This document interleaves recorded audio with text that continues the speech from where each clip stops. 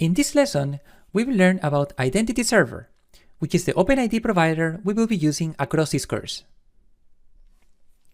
Like I mentioned in the previous lesson, there are dozens of certified OpenID providers you can choose from these days, which can come from organizations mostly focused on providing identity-related services like Auth0 and Okta, to giant software vendors like Google and Microsoft, which offer identity services as part of their cloud offerings. You can certainly choose any of these providers for your microservices architecture, but our choice for this course will be Identity Server, given the unique benefits it provides to .NET-based apps and services. So what exactly is Identity Server?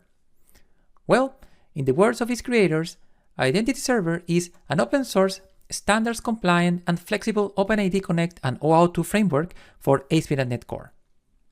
Or in other words, Identity Server is the framework that extends ASP.NET Core to provide OpenID Connect and OAuth 2 features to your services. But why would we use Identity Server instead of any of the other dozens of OpenID providers out there? Well, here for a few reasons. Identity Server was specifically built to leverage and extend the capabilities of ASP.NET Core, like the built-in ASP.NET Identity integration, making it an ideal choice for our .NET-based microservices. You don't need to register or reach out to any cloud service to try out Identity Server, especially for learning purposes. It can run fully in your local box, and you can later containerize it to deploy it to your favorite cloud if needed. There are dozens of ways to customize Identity Server according to your needs, all of them taking advantage of both C# and the ASP.NET configuration system. Not only the project is open source, which by itself is a huge benefit for us developers, but also uses the Apache 2 license, which allows building commercial products on top of it. Plus, it is also part of the .NET Foundation, which brings in all the support from the .NET open source ecosystem. The big .NET community around Identity Server is of invaluable help if you have questions or find any issues as you start adapting it to your scenarios. And like I mentioned before, Identity Server is OpenID certified, which ensures it offers all the features expected of a solid OpenID provider. Let's now take another look at our identity microservice to understand how Identity Server fits alongside the already implemented components. As you know, we have already taken advantage of the built-in ASP.NET Core identity functionality to enable the new user registration.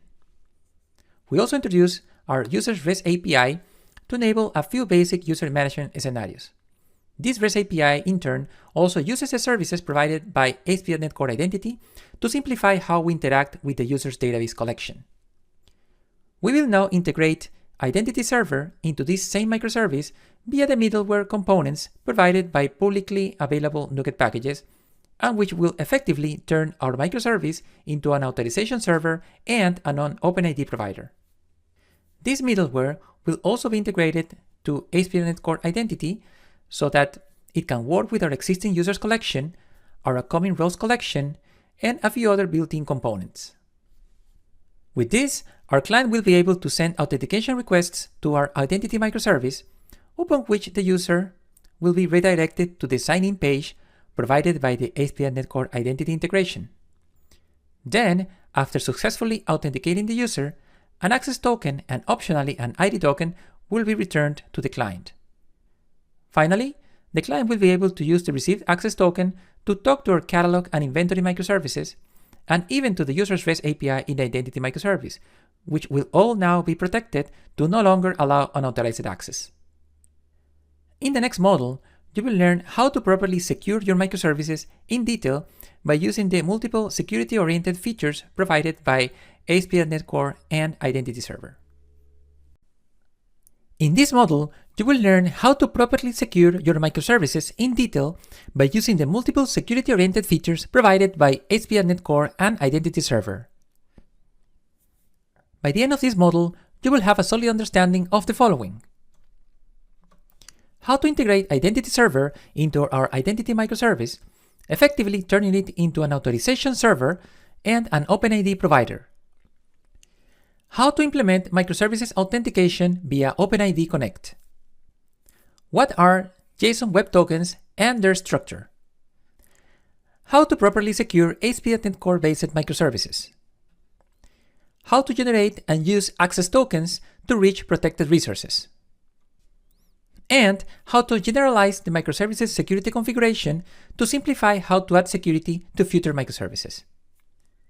Let's get started. It's time to turn our identity microservice into an OAuth 2 authorization server and an OpenID provider. For that, let's start by integrating identity server into our microservice. And to do that, the first thing we're going to do is back into our Playwright identity code base, we're going to add a couple of NuGet packages. So I'll do Ctrl-J to open my terminal, and I'm going to switch into src play.identity.service. And the first package we're going to add is .NET add package duende.identity server, right? Which has the core logic to turn our microservice into an identity server.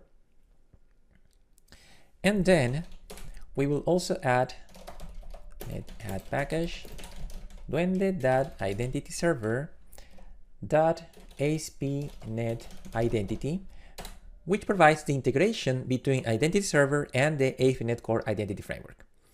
All right, and if you look now at your close the terminal, at your project file, you should have those two new references right here, as you can see. Okay, so with that in place, what we're going to do now is to add a brand new settings directory. So I'll do that under Playwright identity server service. I'll do new folder and we'll name it just settings. And here we're going to be adding a brand new class to represent the identity server settings that we're going to be configuring in our microservice. So under settings, I just right click and I'll say new file. This is going to be named identity server settings.cs. Copy the name. Let's give it a namespace. So namespace play.identity.service.settings. And here comes the class, public class identity server settings. Let me also collapse this to see better. And so here we're going to define two collections for now. The first one is going to be the collection of API scopes that's going to represent the different levels of access that we're going to be able to grant to any of the clients that want to make use of our microservice. So let's declare public iRead-only collection of type API scope, and let's name it API scopes. Should have a getter and an init. And let's import missing namespaces. Let's do control dot here to import system.collections.generic, and also in API scope to import duende.identityserver.models. And this collection here, for now we're going to just initialize it with an empty array. So it's going to be array.empty of type API scope. All right, let's go down into array here. Let's do control dot and let's import system. Okay, let's try that again. Control dot and let's do using system. It's right there. All right. So that's the first collection. Let's fix this. And the next one is going to be the collection of clients that are going to be authorized to access our microservice. Okay, so this is another collection. It's just to not type too much. I'm going to copy that down here. So this is a collection of client. Okay, and let's name it clients. And then array.empty of client. So now we have this ready. It is time to go into our startup file to properly configure identity server during the startup of our microservice. So let me just do Control P to open my my list of files here, and I'm just going to be looking for startup.cs. So I'll select that. Here we are. And the first thing we're going to do is just go down into our configure services method right here. And for now, we're going to instantiate an instance. We're going to create an instance of our identity server settings class directly here, and later on we will actually load those settings from configuration. But for now, it's just going to be declared over here. So we're going to say var identity server settings equals new identity server settings. I'll do control dot, and then let's use play.identity.service.settings. With that in place, now let's head down over here. So just under this section where we have added the default identity services, we're going to be adding another section down here, okay, where we're going to add any of the required services for identity server. So here we're going to say services.add identity server. And then we are going to add the two collections that are going to represent both the API scopes and the clients that we're going to configure in the server. So we're going to say add in-memory API scopes, and that's going to be identity server settings that API scopes.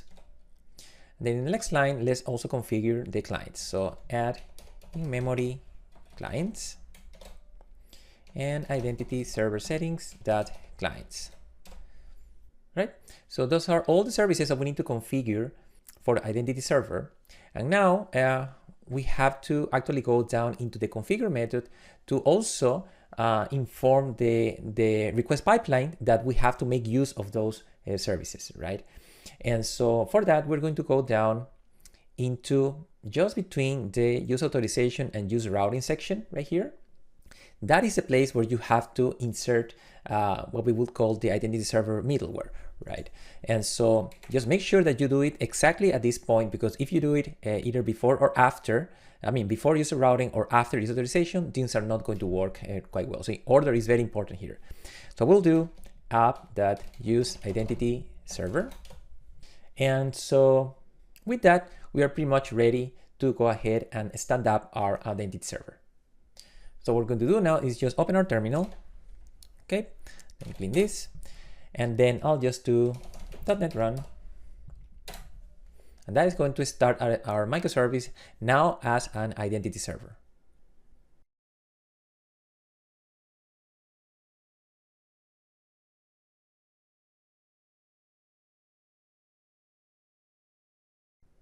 So since Identity Server is an OpenID provider, it does offer a standard configuration endpoint that we can use to get all the metadata about all the endpoints and configurations that have been enabled for Identity Server.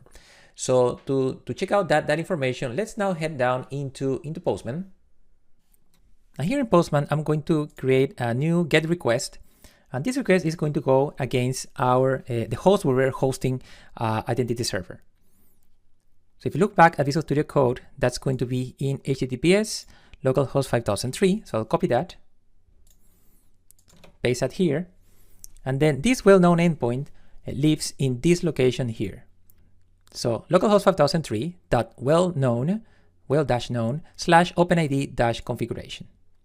Okay, so that's a location where Identity Server will offer all this information. If I just hit send, you are going to get something like this. So this is what we call the discovery document. So, and it is a standard endpoint in identity servers. This discovery document, it can be used by our clients and APIs to download the necessary configuration data. We don't have to go through the entire document here, but a few things to highlight are interesting here. First is the issuer, which is the one that's issuing the access tokens that we're going to be using later. Here's the authorization endpoint that we can use to request authorization codes. Here's the token endpoint that we can use to request an access token.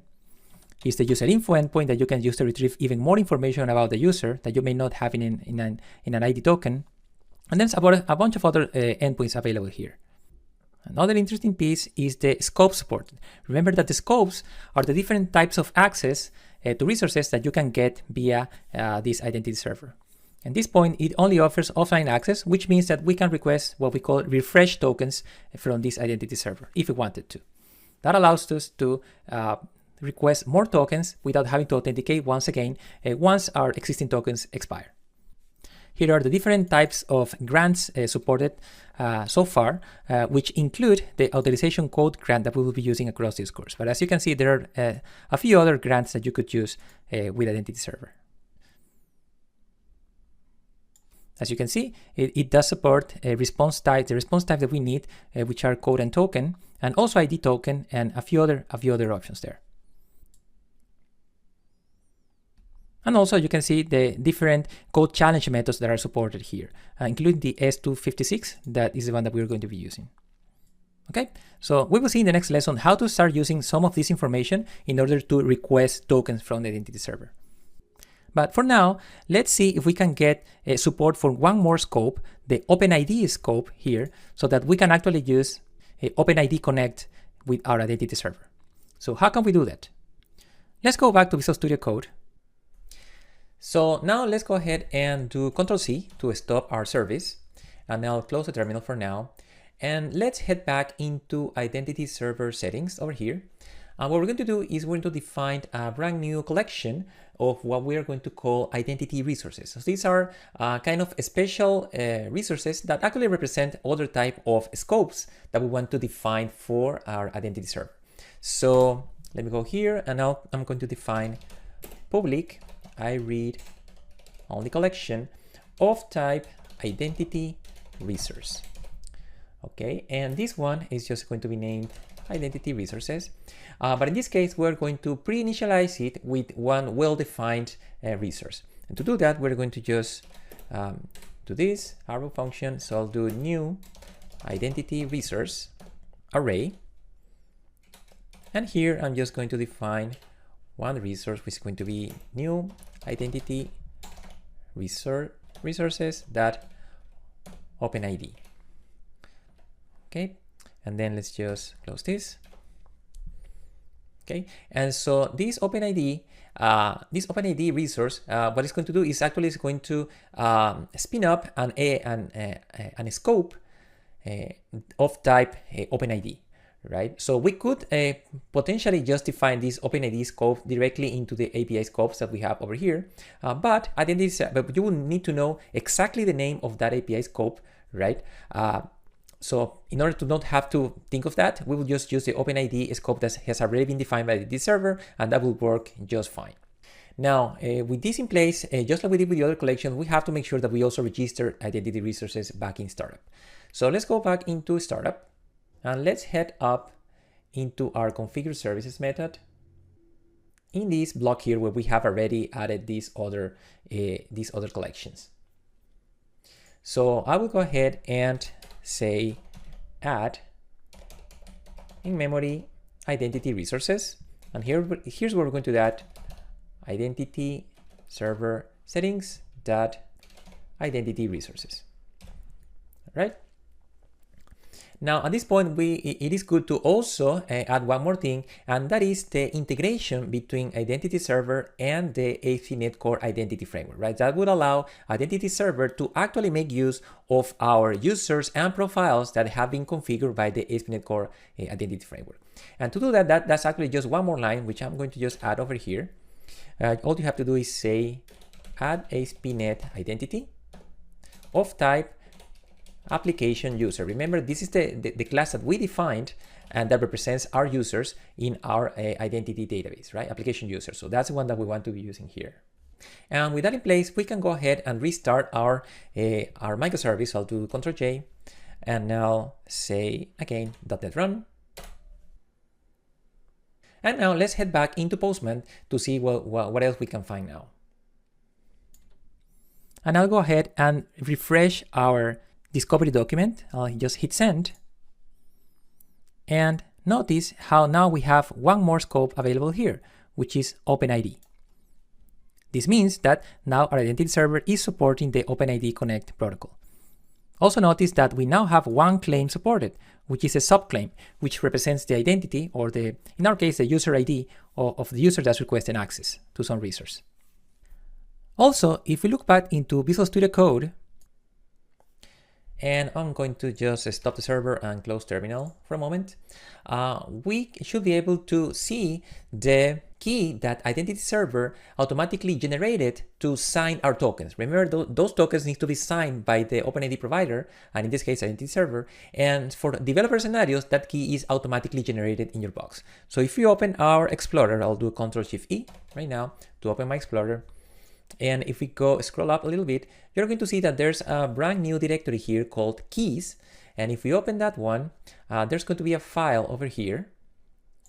This one here. I'll try to close this. This one here is the signing key. So this is the key that the server is using to sign every single token that is going to be provided for whoever requests it. In a production-based scenario, you would use actually some sort of certificate that is going to be used to sign this key. So the key is going to look a little bit different. But for developer scenarios, Identity Server automatically generates this key in your box, so you don't have to worry too much about that. Right? And so with this ready, in the next lesson, we will enable our Postman app to verify the identity of the logged-in user via OpenID Connect. Let's enable our Postman app to request tokens from our identity microservice. But before doing that, let's do a couple of things. First, let's get rid of this scaffolding readme txt file, which we don't really need. And the other thing is that we need to register a user so that we will be able to later request tokens for him. So to do that, let's actually start the server quickly. Let's go to src .NET Run. I'll open the browser. I'll go again into our register page and I'll register a user. Play.com, password.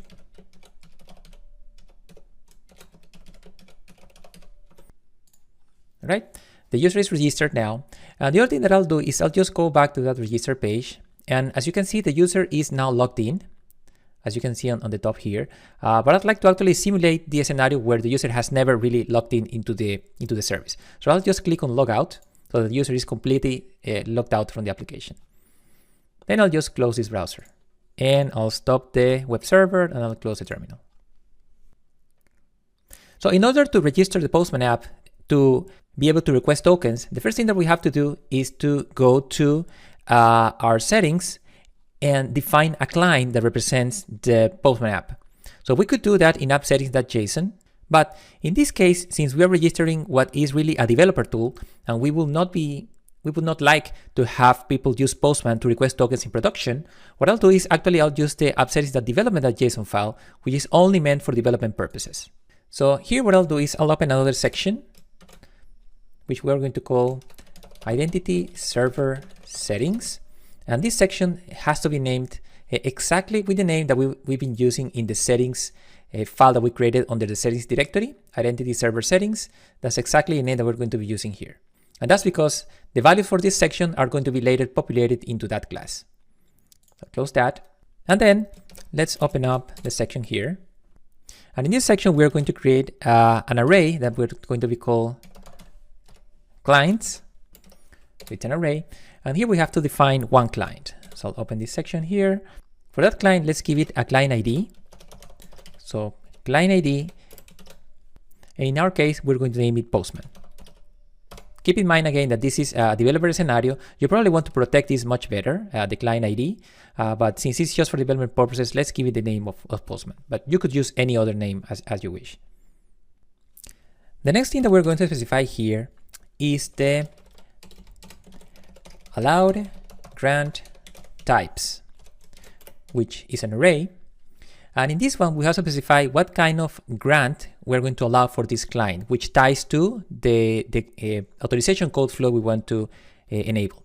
And if we go back to Postman for a moment, to our discovery document that you can see right here, because scroll down a little bit, you're going to see the collection of grant types that are supported in our authorization server, in the identity server in this case. For the authorization code flow with PXE protection, the grant type that we want to use is authorization code. So I'm going to copy that grant type, copy that, back to Visual Studio Code, and that's what we're going to paste right here. It will really depend on what kind of grant types you want to allow for your client, but for our case, that's good enough. The next thing we're going to require here is require client secret, which is a Boolean value. And in this case, since the app that we're using, the client, is a non-confidential client, is a public client, in this case it's just Postman, the Postman app, we cannot really require a client secret because that app cannot safely store a secret at all. So not for that kind of client. So in that case, we can specify here just false. The next thing we're going to specify here is the redirect URIs, which is an array. And usually what you would put here is the URL in your portal app or in your other web API app where you want to redirect the user after Identity Server has generated that authorization code. However, in this case, the app, again, is just a client app, it's just Postman. And for this kind of installed desktop apps, you can use a well-known value that is going to be the following. So it's just URN, IETF, WG, OAuth, colon 2.0, and then OOB. So again, this is just a well-known standard value that you are going to find in the web that can be used for any kind of installed desktop app like Postman. This is where Identity Server is going to return or redirect the user after the authorization code has been generated. And one more thing we need here is allowed scopes, which again is an array. And if you go back to the discovery document once again, you're going to remember that the scopes that are supported by our Identity Server right now are just OpenID and offline access.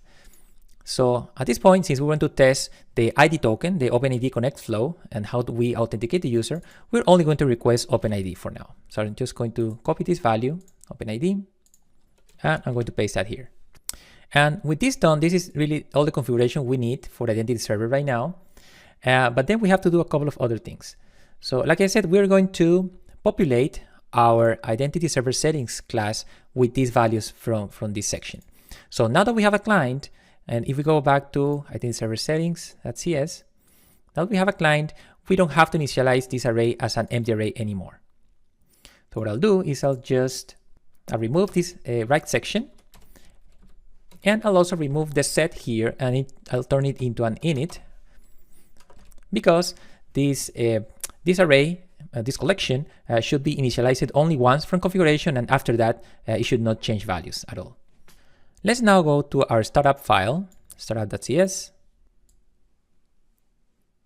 and then scroll down to the configure services method, and perhaps I'll hide this Explorer for a moment. And here we're going to populate the Identity Server's variable from the values from configuration. So to do that, I'll just do the same thing that we do with the other sections. So I'll declare var identity settings equals, and I'll just copy this section over here. And we're going to retrieve the value from configuration for a section named Identity Server Settings, okay, which is this section again, development.json, Identity Server Settings. That's right here. And then we'll deserialize that into an instance, a variable of name of type Identity Server Settings. So that's what we're going to get here. So now when we go all the way down into adding memory clients, Identity Server Settings, that client is going to include that configuration for the client that we have defined over here in app setting development.json. And then one more thing that we want to do here is to modify this call to add Identity Server right here, just so that it provides a little bit of more verbose information in the console about what's going on behind the scenes. So that way we can tell how Identity Server is operating to some level behind the scenes. So to do that, what we're going to do is just open here, provide a parameter here called options. And then here, we're going to configure this option. So we're going to say options.events.raise success events equals true. So all successful events are logged. And then we're going to do the same 2 times, one for raise failure events and raise error events. Having these two here, it can be actually very, very helpful when you you get in trouble, you don't know what's going on, why identity server is not working properly, just go ahead and enable these two, and you're going to see more verbose messages in the console logs that can help a lot. So with that done, let's open up our terminal, and I'll just clear this, and I'll do .NET run, start the server. Okay, so now it's time to go to Postman. And what we want to do now is to configure Postman to be able to retrieve an ID token from our identity server. So how to do that? So what I'll do is I'll open another tab here, and I'll head to the authorization tab here. I'll perhaps minimize this a bit. And in type, what you want to pick is OAuth 2. So this is the type of authorization we're going to be using. And that opens a section on the right side where you can input, let's close this, where you can input a bunch of details about the token that you want to request. The first thing that we want to modify here, if you scroll down a bit, is here we're going to switch from authorization code to authorization code with PXE, because that's the one that we know works best for our type of clients. For callback URL, we want to specify the callback URL that has been registered for our client, for our Postman client. If you go back to Postman, and let's minimize this a bit, we go back to app settings development.json, we remember that that callback URL is this redirect URIs that we have defined here. So I'll copy this back to Postman, and I'll paste that here. Next, we want to use the auth URL. So what would be that auth URL? That auth URL you can actually find if you go back to the other tab where we have the discovery document. The authorization URL is this authorization endpoint that you can find over here. So I'll copy that back here, and I'll paste that here. Okay, remember this is the URL where identity server will redirect the user when it can provide, it has the authorization code ready to be provided to the client. Next is the access token URL, which is the URL where the client can go to exchange the authorization code for the access token. That access token URL, if you go back to the discovery document once again, you can find it right here. That will be the token endpoint, this one, which I'll go ahead and copy. And back here, I'll paste it here. Okay, keep going down. The next thing is going to be the client ID. So the client ID is the ID that we use it to register our client in identity server. If you go back to VS Code, that client ID is right here, and it is Postman. I'll copy that into Postman, and I'll paste that here. And the last thing is going to be the scope. Like I said, the scope represents the amount of access to resources that we want to request from this client. And if you go back to Visual Studio Code, we know that the only allowed scope right now for this client is OpenID. So I'll copy that, OpenID, back to Postman, and I'll paste that here. Okay, so with all that done, we should be able to request tokens. So to do that, I'll just click this Get New Access Token button over here. What that's going to do is open up this login window here. But you may wonder, well, what happened there? Why are we seeing this login screen right now? So let's actually go back to Visual Studio Code for a moment. And let's expand a little bit that terminal. And let's see what happened behind the scenes. So we did .NET Run. So that started identity server. You can see the version of identity server right there. There's a message here about just using the memory version of persistent grant store. So this means that really all consent decisions, authorization codes, and all these tokens are only going to live in memory during the session. For production, you may want to use another approach where this is stored in a database, but for development purposes, this is all fine. Now let's keep going down. And you can see that after we requested the authorization, the auth token, access token, what happened is that the connect authorize endpoint, authorization endpoint was called on identity server, and then identity server detected that the user is not authenticated, as you can see here. So since it's not authenticated, it decided to go ahead and show the login screen. Now it happens to be that we have configured identity server to operate with ASP.NET Core identity. And since that's the case, it was able to show the login screen, default login screen that's enabled by ASP.NET Core identity. So that's how we landed over here. So at this point, what we can do is actually do the login. So I'll say, so player 1 play.com, password, and then I'll hit login. Now back in VS Code in the console, you can see that more things happened. So first, this connect authorized callback endpoint was invoked. So that's the endpoint where the information about the user is being posted back into our authorization server, identity server. Then you can see the response from identity server right here. It has all the details about this authorization request, the scopes, the grant type, and you can see that the authorization code was generated successfully. Yeah, you cannot see the full value, but this is the authorization code. You can see that it was a success, token issued success, and that went back to the client, and the client immediately tried to exchange that authorization code for a token. And as you can see here, the connect token endpoint was invoked. You can see that the client authentication succeeded, okay, that call succeeded. And then eventually down here, you can see that identity server received the code, the initial authorization code that was provided by identity server back to the client.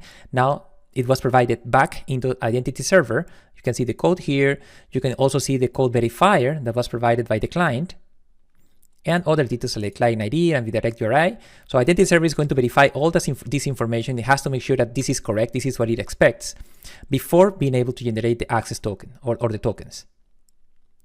Now we go here, and finally, identity server seems happy with what has been provided. It noticed that it was requested an authorization code grant, which means exchange the outcode for the access token, and that's exactly what it did. As you can see here, we have an array with 2 tokens, which is the ID token that represents authentication, and it's right here. It ends with this value, and then the access token that represents authorization to talk to one of the protected resources in one of the microservices. And here's the value, right? The full value is a bit bigger. And so, yeah, you can see that it was a token issued success. It was good. And then if that's the case, we can go back to Postman now. And as you can see, we have tokens, which, like we said, which actually it's a bit of gibberish. We're going to explore more about what's behind these values here in the next lesson. But for now, notice that there's an access token and there is an ID token. And so let's focus on the ID token for a moment. And let's actually see what's behind these characters here. So what I'll do is I'll copy all this. And there are websites that you can use to decode what's happening here. So I'll go to one of these websites. I'll go to jwt.ms.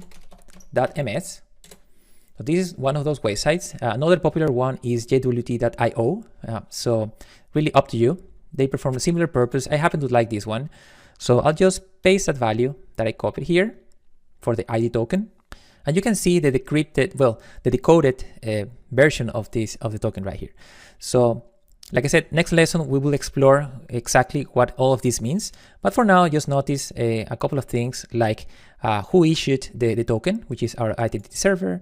What is the audience? So, I mean, who is this intended for? In this case, it's Postman.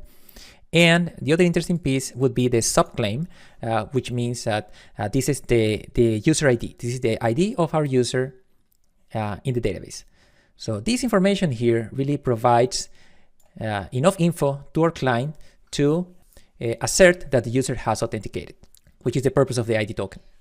However, there's really not much, not enough information to give something meaningful back to the client, right? So the best that we have right now is the user ID. So what if we wanted to retrieve a little bit of more information? So luckily with OpenID Connect and Identity Server, you can get more information. And let's see how we can do that. So let's go back to Visual Studio Code. And I'll just Control-C to stop the web server, and I'll close the terminal. So let's go back to Identity Server settings. And one thing we can do here is request more scopes, more identity type of scopes. And in OpenID Connect, that other scope that we can use for retrieving more information about the user profile is exactly the profile scope. So I'll do new identity resources.profile. And that brings in a preconfigured scope for additional profile information about the user, assuming that we have that information somewhere in our database. But yeah, with this, Identity Server will support the profile scope. And now we have to go back to app settings.development.json and actually allow that scope in the client. Remember that clients don't just get access to all the scopes. They need to be configured for the scopes that they want to allow.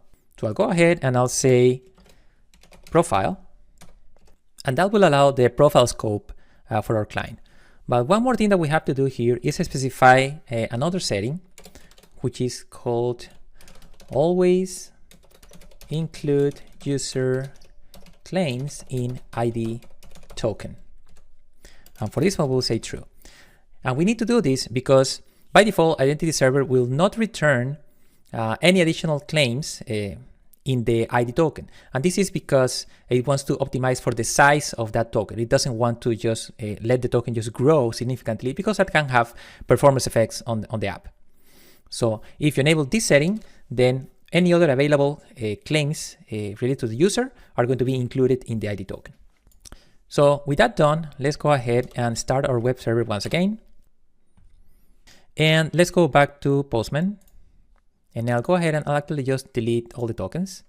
And I'll go ahead and, well, first thing is we need to request that token. Now the client needs to request this additional token, which is the profile token. So, sorry, the additional scope.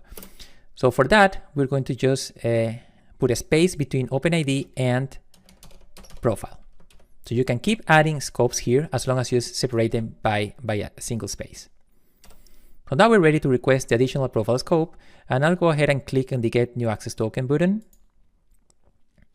And notice that this time we did not get asked to log in again. And that's because the user is already logged in. Postman remembers that we logged in the first time. And so it is already providing the token for us. The token, of course, is valid only for some time, and eventually it will expire, and Postman will not be able to move ahead without us first logging in. So if we keep going down, here's the ID token once again.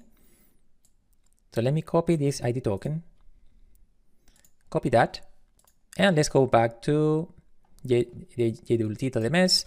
I'll go ahead and paste that here. And as you can see, now we have additional information about the user right here. We can now see the preferred username and the name. And that's because we have that information available in our database. If we had more claims available, those would be showing here. So that's how the client can, that's one of the ways that the client can request additional information about the user. And in this case, just directly in the ID token. Now, if you see, once again, let's go back to Postman. Let's close this, and let's go back to our Discovery Document tab. And what we're going to do now is just refresh this. So I'll hit send. And notice that now the Discovery Document actually shows more info. So the scope supported has changed and now supports profile, as we configured Identity Server for that. But also, the claims supported have significantly expanded. So initially it was just sub, but now it supports all of these other things, which includes the new claims that we just saw over here. Let's go back here. We saw that we now have preferred username and name, and those are two of the new scopes, preferred username and name over here. Okay, so since Identity Server supports the new claims, those claims were provided to us in the ID token. Like I said, if we had more info about any of these other claims in the database, in our user database, we would be able to show those claims in the ID token. Another way that the client can request additional information about the user, if we don't want to put that information in the ID token, is by using the user info endpoint. So if you call that endpoint with an access token, you will be able to request additional info about the user. Okay, so that's how the authentication can be verified via OpenID Connect and the ID token by the client. Now, we started looking at tokens right now, but we didn't dive in too much into the structure of those tokens. But in the next lesson, we will learn about more about the structure and the use of all these tokens. In this lesson, we will learn about JSON Web Tokens, their structure, and some of the elements that you will usually find in them. A JSON Web Token, also known as a JWT, is a compact URL-safe means of representing claims to be transferred between two parties. This set of claims can be digitally signed to protect their integrity, at which point the JWT payload is part of a structure known as a JSON Web Signature or JWS. JWTs can also be encrypted, but in this course we will focus on signed tokens only. Let's now look at the structure of a JWT.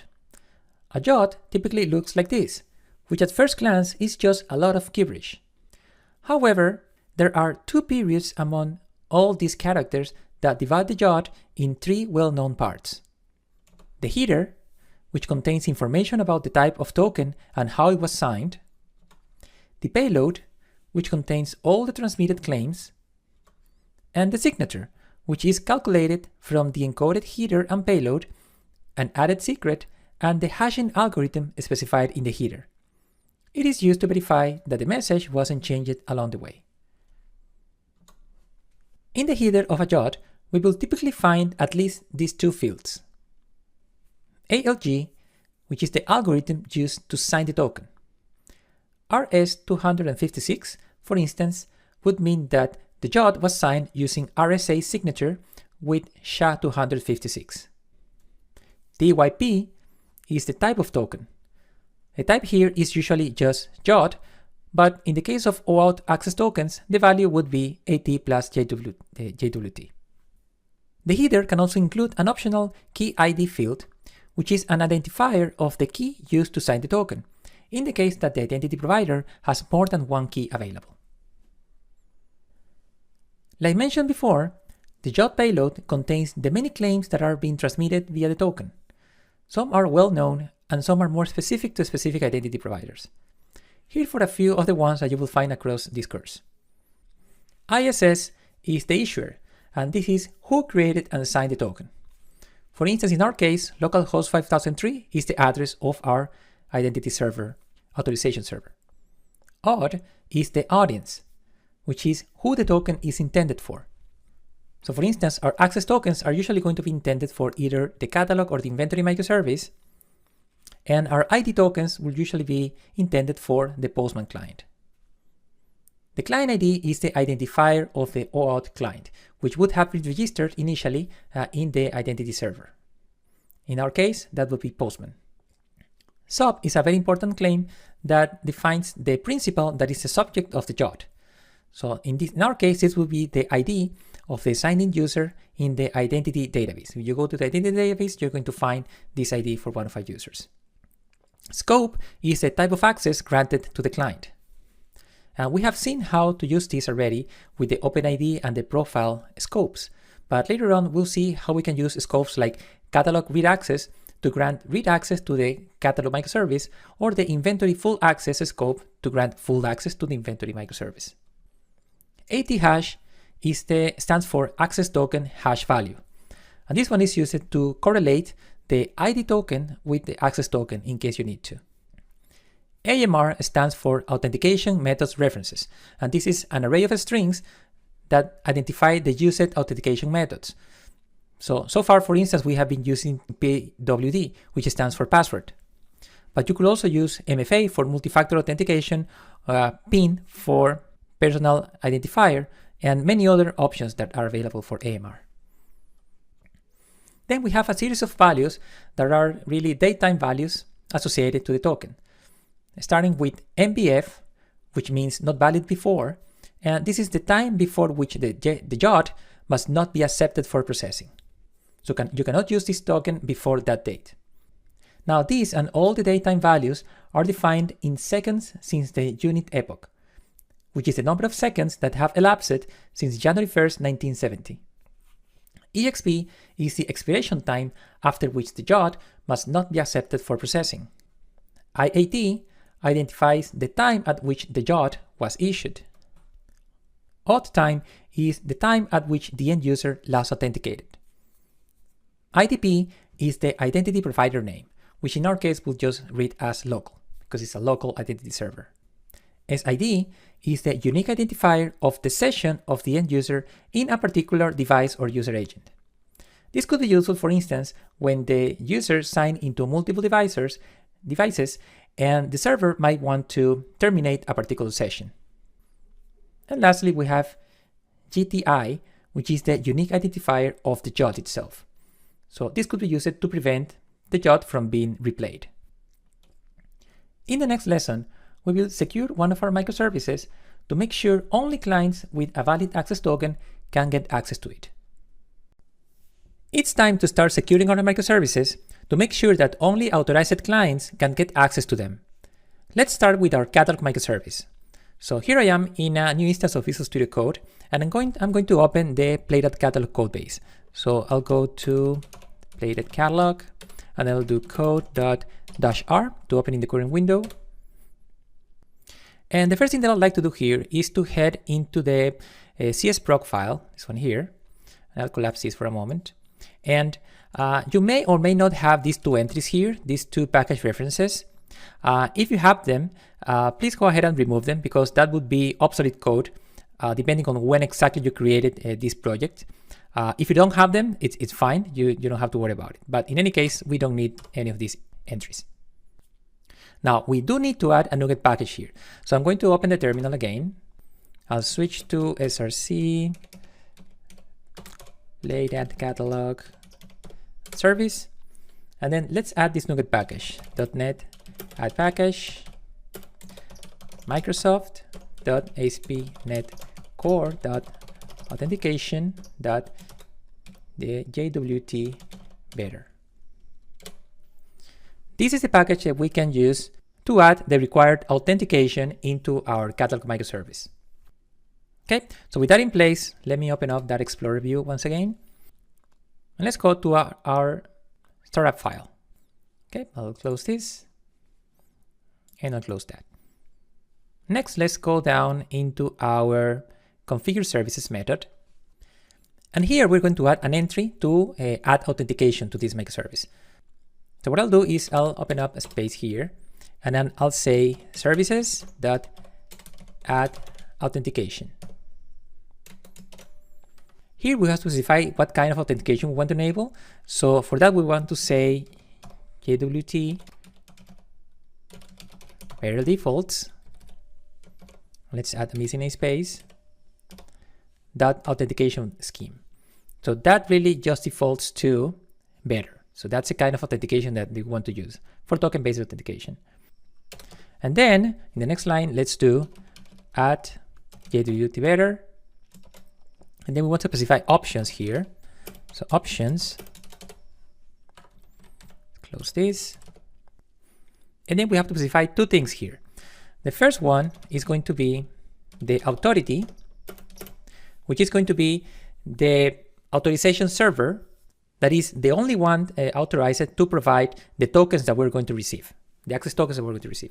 So in this case, that would be our identity server, our identity service. So that would be HTTPS localhost 5003. So yes, I mean, we are hard coding that value right now here, but later on you'll see how we'll do this in a much more configurable way. For now, let's just hard code, and we'll fix that later. The other option is going to be what we call the audience. So the audience defines who is the intended user of the tokens that are going to be received here. So we should only accept tokens that are targeted or generated, in this case for the catalog microservice. So for that, we're going to say service settings, that service name. Remember that service name has just name catalog that's coming from an app settings.json file. And so here we're saying we're only accepting tokens for the catalog audience. The next thing that we have to do here is just scroll down a little bit into the configure method. And then we need to enable, actually use the middleware for authentication. This is something that many people actually forget. Even I forget it a bunch of times, but you have to do this. Otherwise, even if you register authentication, it was not going to be used in the pipeline and things are just not going to work. So what you want to do is add here app.useAuthentication, and that will enable the authentication middleware. Make sure you do this in this right location, just between use routing and use authorization, so things work properly. Placing it somewhere else, especially outside of use routing or beyond use endpoints, is going to cause trouble. Okay, with that in place, let's go back to our Explorer view, and it's time to touch our controller, our items controller, to specify that we want to use authorization here. So the way that you lock down the controller so that only authorized calls can come in is by using the authorize attribute. So you specify authorize, and we may need to import namespace there. Yep. And if you put this attribute at this level, it means that all the operations that are that live in this controller are now protected by the authorized attribute, meaning that only authorized calls can come in. So if you come without a token, you cannot proceed to any of the operations.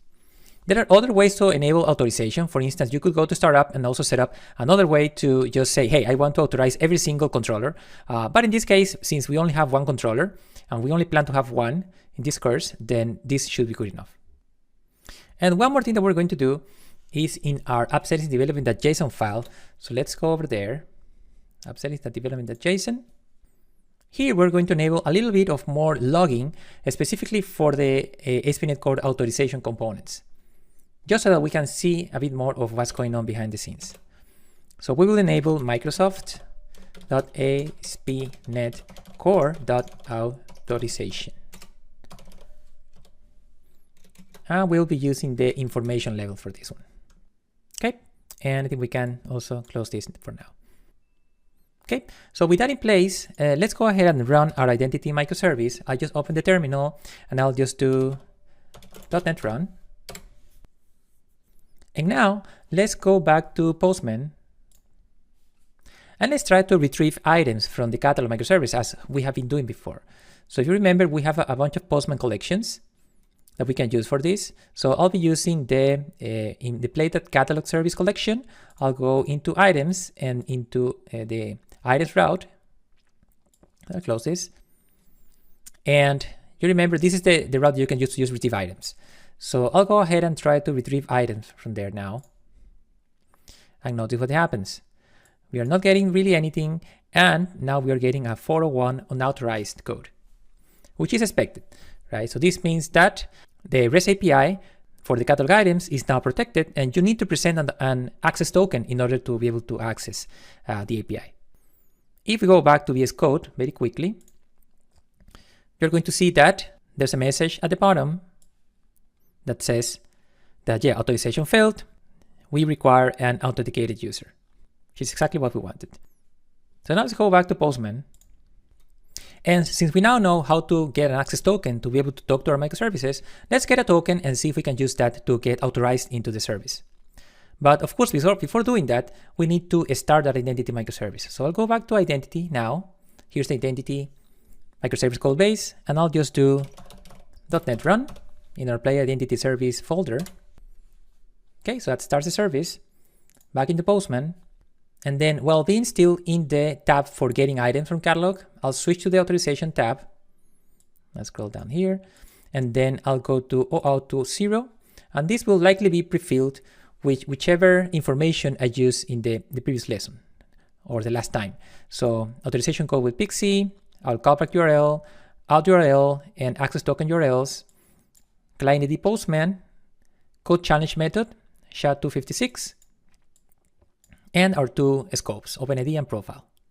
So I'll go ahead and get a new access token. So I'll get down, I'll say get new access token. Of course, I'll have to log in.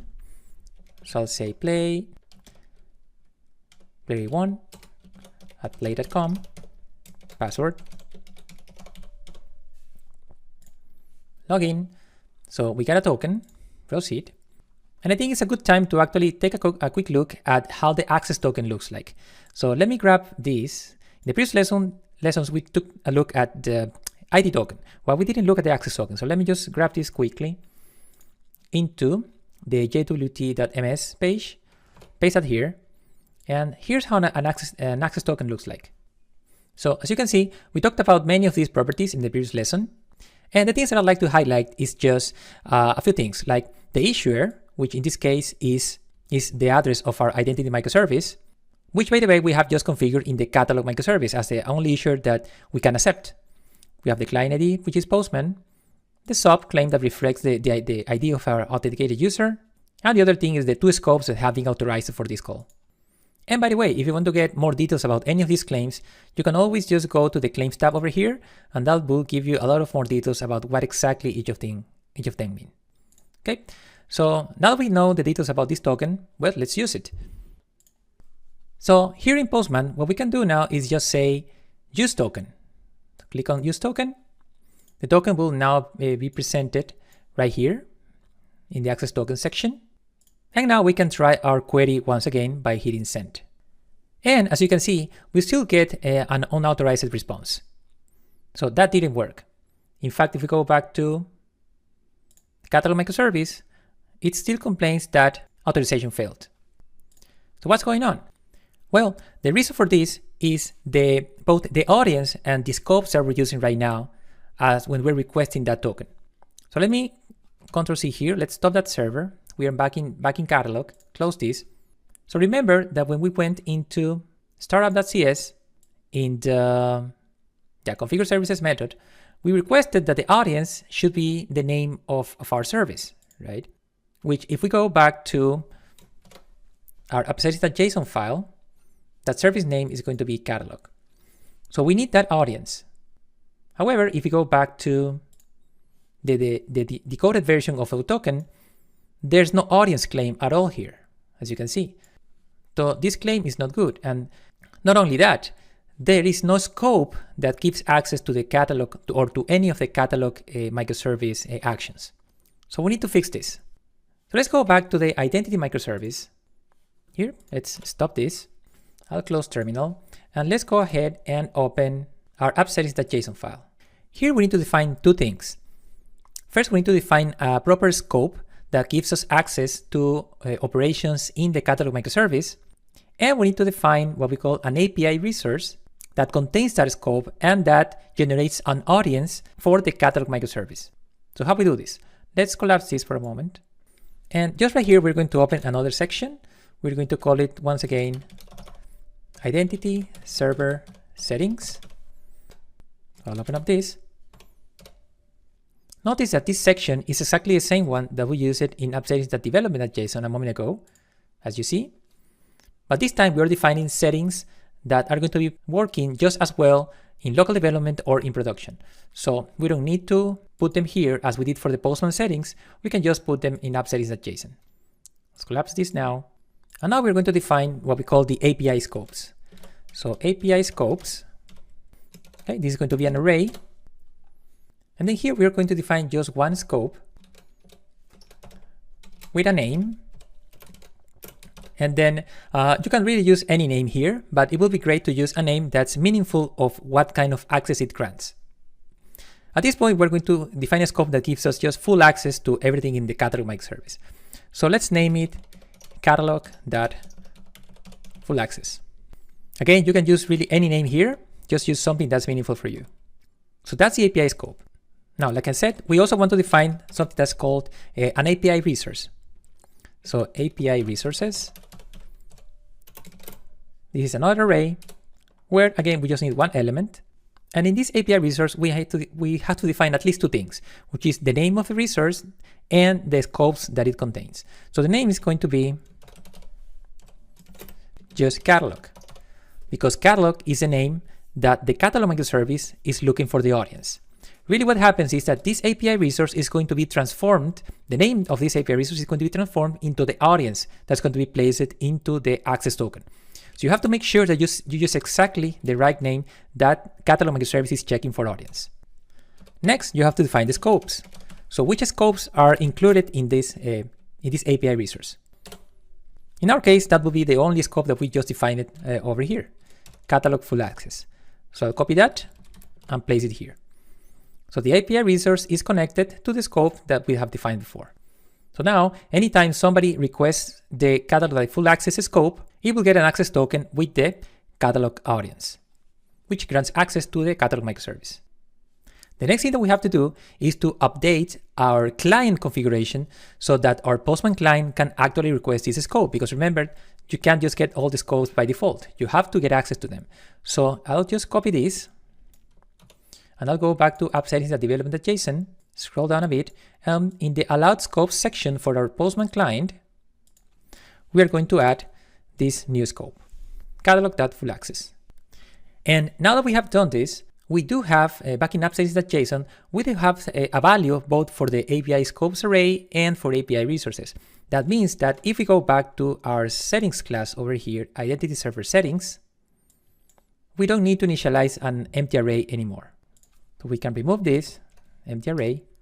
We can set this to init because it should be only initialized once and never modified after that. And we also need another collection here for the API resources. And let's make sure we use the correct type here. So it should be API resource. Okay.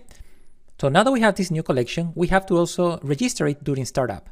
So let's go back to our Explorer view into startup.cs, scroll down to configure services, and to the section where we configure identity server.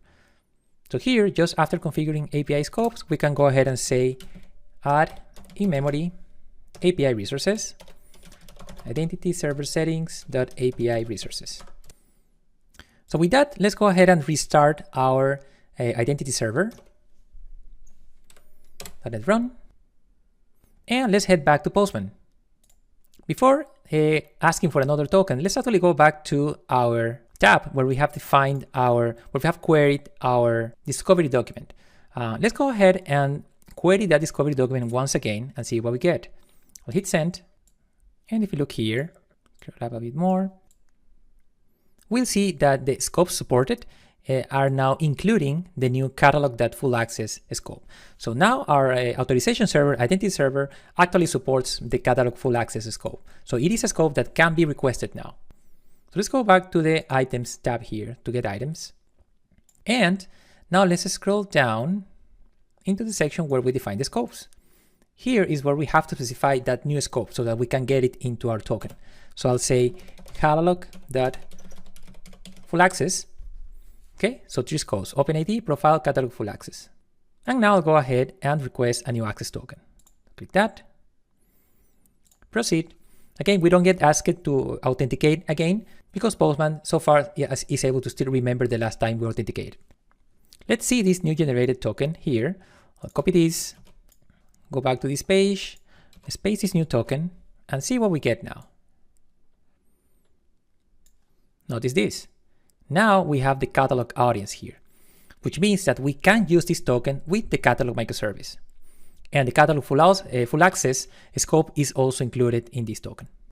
So let's go back to Postman and let's say use the token. So we have the token here. Let's make sure we start that catalog microservice first. I'll go ahead and open this, just close that, .NET Run. Back into Postman, and now we can try to actually do a new query with the updated token. So I'll hit send, and this time we do get a 200 OK, and we get the items in the catalog microservice, which at this point is just the potion and the antidote. And if we head back quickly to Postman in catalog, we're going to see that indeed authorization was successful. So it worked because now we have the correct audience and the correct scopes in place in the access token. So yes, so that worked pretty well. And then we still need to enable this authorization for the other microservices, right? Both for the inventory microservice and even for identity for the user's REST API. So in the next lesson, we will generalize how we enable authentication in all of our microservices so that it is easier to enable for really any future microservice. Let's see how we can generalize and simplify the authentication configuration for catalog, inventory, and any future microservices. So here I am once again in Visual Studio Code in a new instance of code where we're going to go ahead and get into the play.common code base. And in this shared library, we're going to be adding a new method that any of our future microservices can use to add authentication to them. So let's head into play.common. And then I'll do just code.-r. And here we are in the play.common code base. So the first thing that we're going to need is to add a NuGet package here. So first I'll go into src and into play.common. And then here we're going to be adding that NuGet package that we already added into the catalog microservice. So which is .NET add package Microsoft.ASP.NET Core authentication.jwt better. That will allow us to use the methods required for adding authentication in ASP.NET Core. The next thing we're going to do is go into settings and into our settings class. Let me close this. And here we're going to be adding a property that defines the authority that any of our microservices is going to demand as the only authority that can generate access tokens that they are going to receive. So let's add here prop string authority. And again, this is going to be init. The next thing that we're going to need is somehow of a way to be able to configure the better related authentication options that we have already configured in Catalog, but for any microservice. So for instance, if we go back to Catalog quickly, if you remember, this is the Catalog code base in startup.cs. We defined these options here, as you can remember. So we need a way to be able to define this in a generic way. So that every microservice does not have to do it by themselves. So going back to identity, what we're going to do is to create a brand new directory just under play.common. So new folder, and we're going to call this one identity. And under identity, we're going to create a new class that we're going to name configure JWT better options.cs. Okay, and at this point we can collapse this. So let's define a namespace. It's going to be namespace play.common.identity. And then let's define that class. It's going to be public class configure JWT better options. So this class has to inherit from an interface that is going to provide us with the method that we can use to perform this configuration of options. So that interface is named iConfigure named options. And it needs to you need to provide the type of options that you're going to configure. So that type is going to be JWT better options. Okay, so we're going to add some easy namespaces here. Control dot. So using Microsoft extension options. And also Microsoft ASP.NET Core authentication JWT better. Okay, with that in place, let's actually go ahead and implement the interface. So implement interface right here. And the first thing we're going to do here is to define a variable to hold the instance of the configuration object that we're going to be working with. So I'll define private read-only iConfiguration, just iConfiguration, and it's going to be named configuration. Again, control dot, let's add the missing namespace, Microsoft extensions configuration. And then let's define a constructor where we can inject the existing instance of the configuration object. So public configure JWT better options, and we are going to receive an instance of this type. So just copy that right there. And here we'll just capture that variable. So configuration equals configuration. Now that we have that, we can start working on the actual configuration of options. So when configuring JWT better options, the first thing that we want to make sure is that the type of configuration or the name of this configuration matches exactly the one that we've been using for our microservices, which is the JWT better authentication scheme, or just better. To verify that, what we can do is just do a quick check. We'll say if name equals JWT better defaults that authentication scheme, then we will proceed ahead. Remember that the only thing that it has is just better.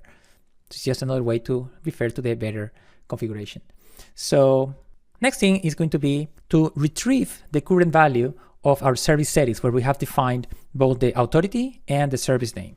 So we will say service settings equals configuration dot get section. Going to be name of service settings, like this. Are we missing a namespace? Yep, using play.common.settings, and then get service settings. Okay, perhaps I can go to another line to read better. There. Now that we have that instance, we can start assigning values to the options. If you remember back from catalog,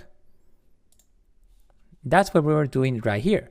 So let me actually just grab these two lines from catalog, start up in catalog, copy these two, and I'll go back to identity. Sorry, I'll go back to common, and I'll do something similar. I'll just say options.authority and options.audience. But in this case, we don't need to hard code anymore. Since we have already defined a property for the authority, now we can say service settings.authority. And for the audience, it still is the same thing, right? Just the service name. So that is mostly what we need to do in this case for generalizing what we've been doing so far. But I think it's a good time to do just a little bit more here now that we are making these changes, so that we fix something that's pretty common when we're dealing with claims in ASP.NET Core projects. And it is the fact that by default, some of the claims get renamed to a new name within ASP.NET Core projects. That is just because some legacy behavior that was valid a few years ago, but these days it really doesn't make much sense and actually can make things more complicated. So we want to make sure is that we do not let that legacy mapping happen anymore, and we become very specific on the name of the claims that we want to use in our service, so that they comply with the current standards as of today. So to do that, we're going to set up two options here. First one is going to be options.mappingBoundClaims. We're going to say false. And the other option is going to be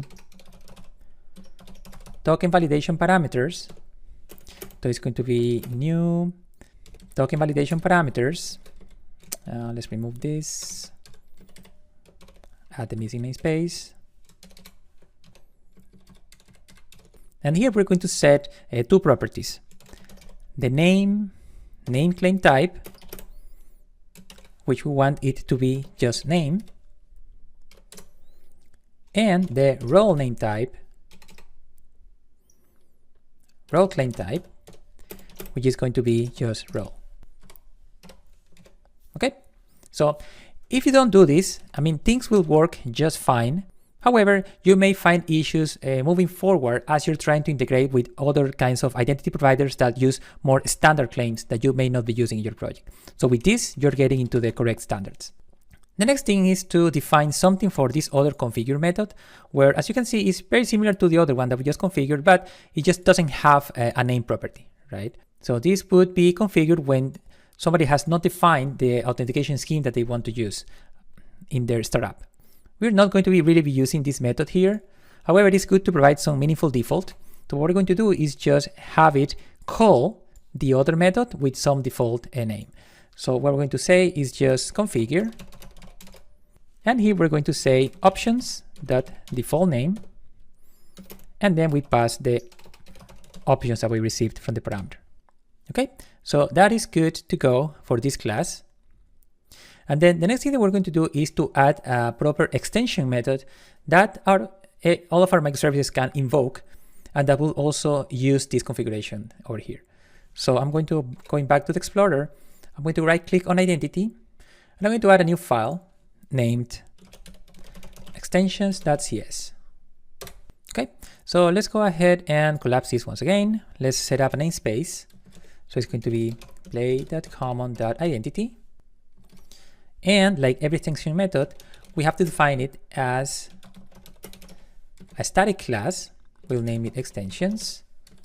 And the actual method must also be static. So we will define a static method that is going to return an authentication builder instance. Authentication builder. And we're returning this type because this is the one that you usually get as you're configuring your authentication options in ASP.NET Core. So we'll just return that so that if you want, in the color of this method, you can keep configuring even more authentication options if desired. So then we will say the name for this method is going to be add JWT better authentication. Let's add the missing namespace there. And then we'll say that this is going to extend the iService collection services. Okay, so let's add that other missing namespace for dependency injection. So what we're going to do here is first, we're going to make it so that we register these configure JWT better options that we just created. We're going to register them into this services collection. So we're going to say return services configure options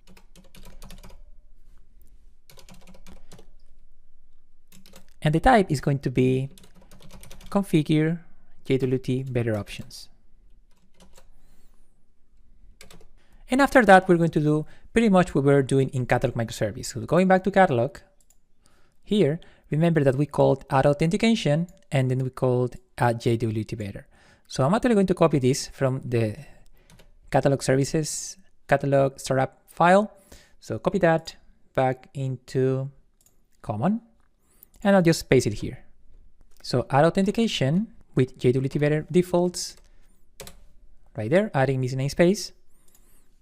And then we call all JWT better. However, this time we don't have to specify these options here because we have already specified that it has to use this configure JWT better options class that we defined over here, and that's already taking care of configuring the options. So we go back here. The only thing that we have to do is just get rid of this section, and that's all that we have to do. Notice that when we say add authentication, we specify that it has to be the JWT better authentication scheme, which is just better. And that is what allows our configuration class to jump into this section because it is of the better type. If we didn't use better, then none of this will execute. And so with that done, we're ready to generate our brand new NuGet package. So I'll go ahead and open my terminal. And I'm going to go ahead and generate a NuGet package just like we did the last time. So that's going to be .NET Pack, and then we have to give it a version with -p. Package version is going to be 1.0. In this case, it's going to be 3. Last time we made version 2. Now we have to do version 3. You always have to increase the version number. Otherwise, the consumers of the NuGet package will have no idea that there's a new version. They will not pick it up. So just bump it to some other new version. And then the output directory, according to my directory structure, it will have to be // 3 times and then into packages. You can choose whichever other output directory depending on your current location. So I'll hit enter. And the package has been generated. Close this. So just to confirm, we can go back a few directories and then we can go into packages. And indeed, we have the new NuGet package available right here. So this is the package that we're going to start using in all of our microservices. In the next lesson, we will use our updated NuGet package to simplify how we configure authentication in our catalog and inventory microservices.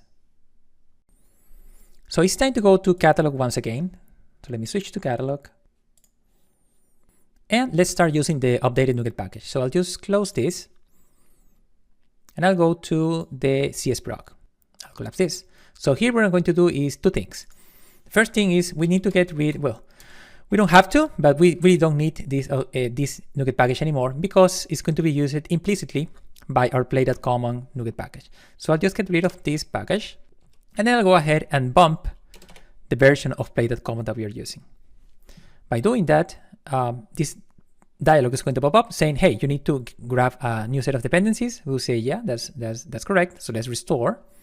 And that brings in the updated NuGet package with a new method that we created. The next thing that we're going to do is to update our appsettings.json file so that it can define the authority properly. So I'll close this. Let's open Explorer, appsettings.json.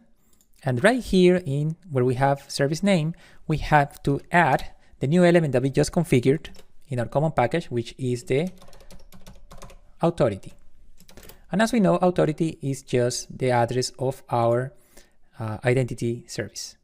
If we go back to startup, we can confirm that that authority is right here, which is not going to be hard-coded anymore. Now it's moving into configuration. And now comes the best part, which is the cleanup of startup, because we can use the updated method. So going back to startup, instead of keep doing what we're doing here, we can just add one more line to this series of calls where we're going to say add JWT better authentication. Maybe missing a namespace. Yeah, play.common.identity, our new namespace. And that will replace all these lines, which is the whole point of this exercise. So with that done, let's make sure that this is still working properly.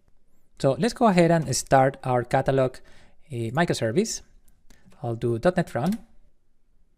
And then I'll go to our identity microservice. And I'll do the same thing, .NET Run. Now I'll go to Postman. And here I'm going to, I am in the tab where we can get all the items for the catalog. And I'm going to request a new token. So the parameters are the same one as in the last time, no changes. I'll just say, hey, get a new access token. It remembered my last login, so it got a token right away. So I'll proceed. Let's explore this token, make sure it is what we expect. I'll paste it here. Update the token. And we can see that we still have the catalog audience and we have the catalog full access scope. So this token should work just fine. I'll say use token, and then I'll go ahead and retrieve items. I'll hit send. And indeed, I can still retrieve my items.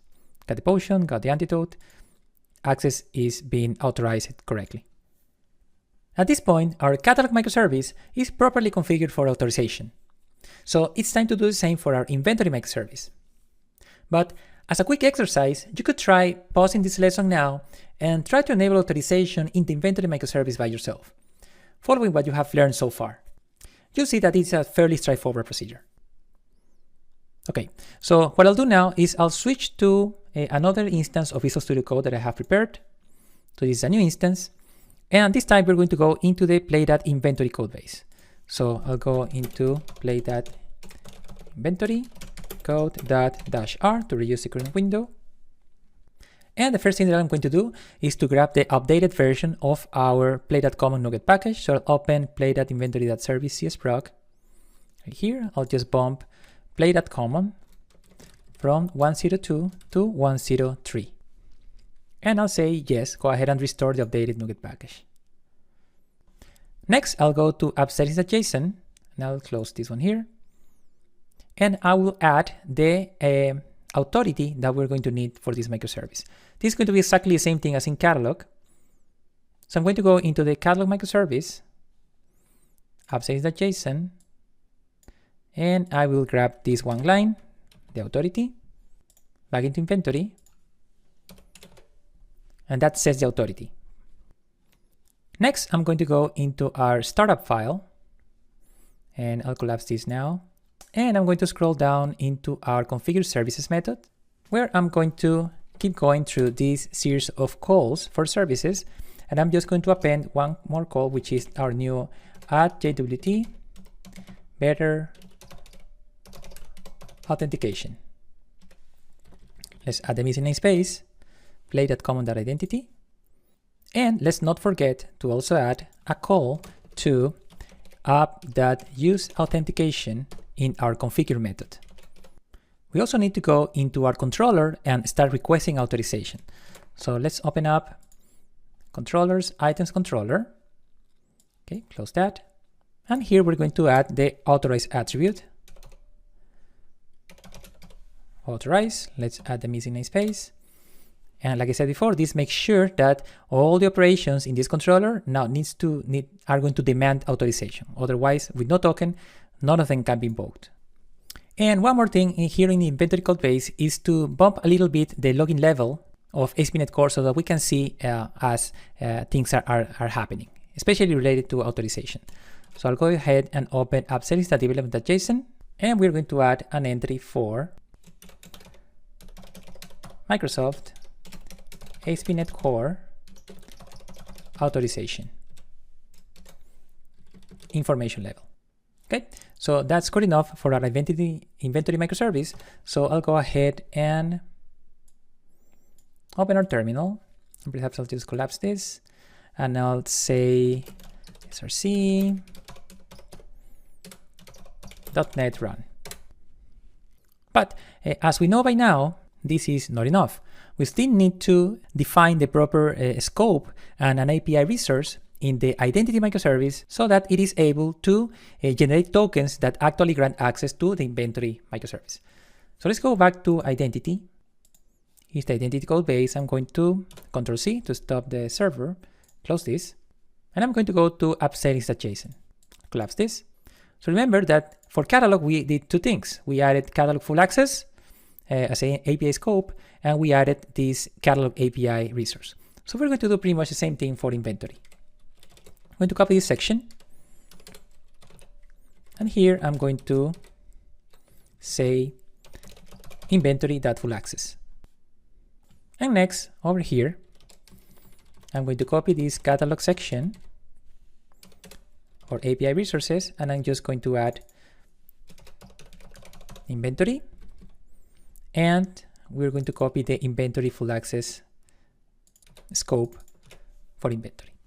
Again, remember that the name that you're going to give to your API resource needs to match exactly the name that you're using for the audience in the inventory microservice in this case. So if you go back to inventory in this case, remember that the audience is always going to be in app settings.json, it's going to be the service name of the microservice, right? So make sure that these things match. Okay, back to identity. And the one more thing that we have to do is to make sure that our Postman client is able to retrieve this new inventory full access scope. So I'm going to copy this scope here, and I'm going to open app settings.development.json where we have our Postman configuration, and I'm going to add that new scope right here, inventory.fullaccess.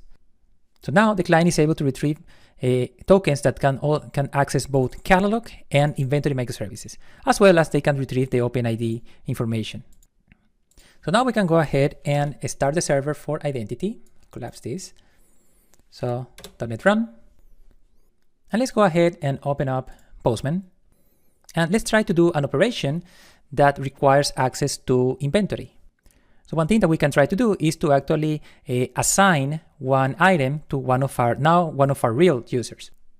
So the first thing I'd like to do is to retrieve the list of users. So I'm going to go and open our collections. As you remember, we have our Postman collection for identity service here, where we can use the getUsers API to retrieve users. So I'll go ahead and just invoke that. And yeah, we have one user here. Notice that we have not yet protected this API. It did not require any sort of authorization, so we will work on this in the next lesson. But for now, we are able to get the ID of the user, which is what we're looking for. The other thing that we need is some catalog item to assign to the user in inventory. So going back to our getItems operation in catalog, we have our items available here. So now we can go ahead into our inventory Postman collection and into the post operation. Let's collapse this. Here, as you remember, we can go ahead and use the body to specify that we want to grant an item to a user. So the user is going to be this player 1. So I'm going to copy the ID of this player, user ID, there. And then I'll go ahead and get the ID of one of our catalog items. Let's say we want to use the potion in this case. So I'll get the ID of the potion, copy that into catalog item ID. And then let's say I want to grant just one item here. Next, we have to define authorization. So let's go to the authorization tab. Let's pick OAuth 2. And then likely we'll have everything pre-filled here to go ahead and request a token. But we're missing one thing, of course, which is our new scope. The new scope is going to be inventory.fullaccess. And with that, we should be ready to request a new token. So I'll go ahead and request a new access token. Okay, proceed. We got a token. Let's explore this token very briefly. Paste it here. See what we got now. Notice that now we do have two audiences, catalog and inventory, meaning that this token is intended for both the catalog and inventory microservices. And also, we now have the inventory full access scope defined here. So this token should be good to go for use in inventory microservice. So I'll go back to Postman. I'll say use token. I'll go back to the body, and then I'll just go ahead and hit send. We have 200 OK. which means that the item should have been granted to the user's inventory. And to confirm that, we can use the other operation that we can grab from our Postman collection, the get items for inventory. We'll specify our user ID right here so that we can get the items for our one user, player one. We'll set authorization too, because we have to specify authorization. We'll make sure we're using the right token, which should be likely the last token in this list. Make sure we have the right scopes, and then we'll hit send. As you can see, 200 OK, and indeed our player one has been assigned one item, one potion. So things are working properly. But yeah, like I said, we have not secured yet our user's REST API. And we will not be doing this exactly the same way as we just did with catalog and inventory, just because this is an API that lives just next to identity server. So for an API that lives within the authorization server, we have to give it a little bit of a special treatment. So in the next lesson, we will learn how to secure the user's REST API with a few of the built-in identity server methods. The last REST API that we need to secure is the user's REST API. Since this REST API lives in the identity microservice itself, we will give it a bit of a special treatment. And for that, we will use a special identity server API scope and configuration methods, as opposed to the standard ASP.NET Core methods that we use it in the other microservices.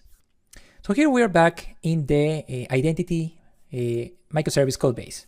And what we're going to do first is go to app.settings.json, and we need to define a new scope to be able to protect our user's REST API and really any REST API in this identity microservice so that people can get access to it via an access token. So like I said, there's a special API scope that is built into identity server that you can use for these cases. So let's open up this, and actually I'll just copy this section, copy that. And the name that you want to use here is identity server API. So clients can request this API scope to get access to any of the controllers in the identity microservice. And then, as you might guess, we need to make sure that our Postman client can actually request this scope. So I'm going to copy this, and I'll go to app.settings.development.json, and I'm going to add that new scope into the list of the allowed scopes for the Postman client. The next thing that we need to do is to add the authentication middleware in our startup class. So here in startup, we are in configure services. So we're going to scroll down just after our chain of calls for identity server. We're going to open up another section over here. We're going to say services.add local API authentication. So this is a method offered by identity server to enable authentication in its REST APIs. After doing that, we can go ahead and into the controllers and define that we need to use authorization for the controller actions. So I'll go to users controller, and I'll just collapse this now.